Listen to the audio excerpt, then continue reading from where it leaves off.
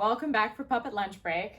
I have company today because apparently our puppy has decided that she needs to be on this chair. It is a moral imperative. So we're going to be joined today by Naya, but she's in her slug mode right now. So hopefully we'll be okay and she won't actually try to eat puppets while we're doing this. It's exciting.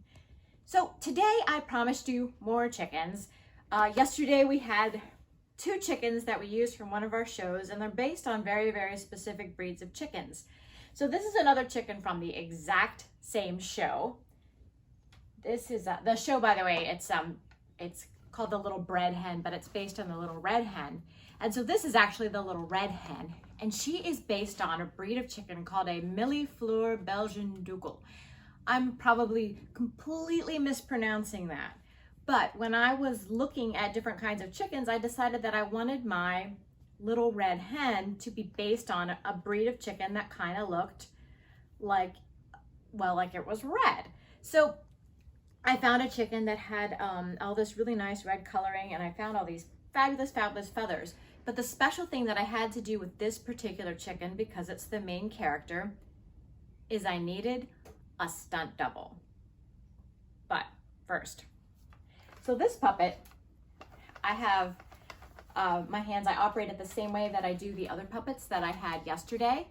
So I hold one hand here and I'm able to move the body by moving the rod and by using the thumb to help me shake the puppet.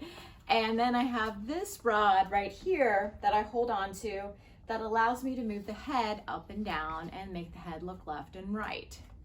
So this chicken is used in the scenes where the chicken is close up.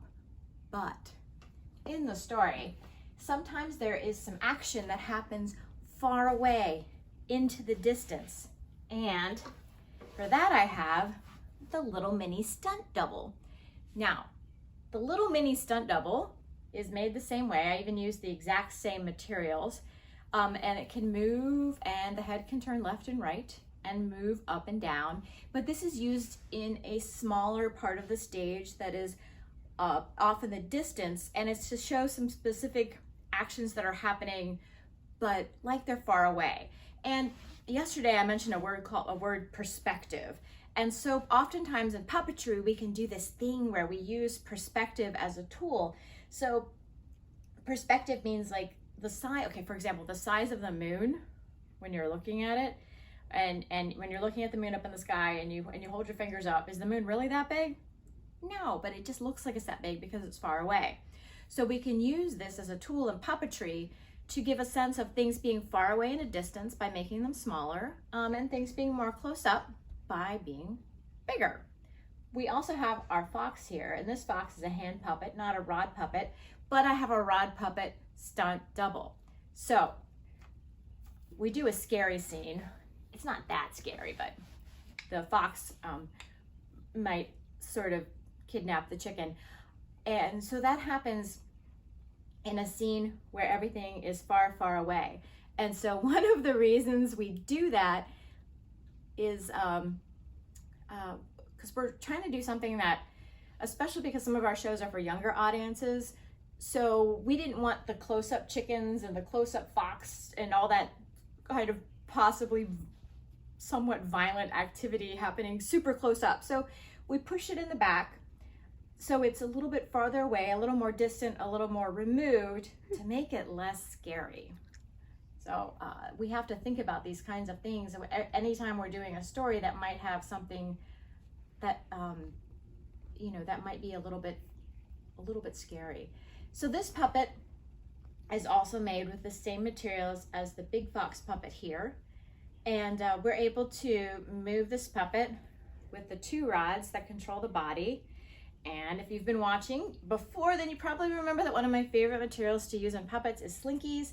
So my big chicken here has a slinky inside of her neck, and this little fox actually has a mini slinky inside the body right here.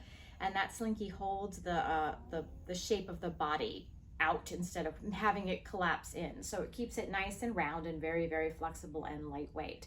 So perspective is a tool that we use when we are operating puppets sometimes. We can use it in shows to show things that are far, far away and things that are happening more close up. And there are many different reasons why we might use that.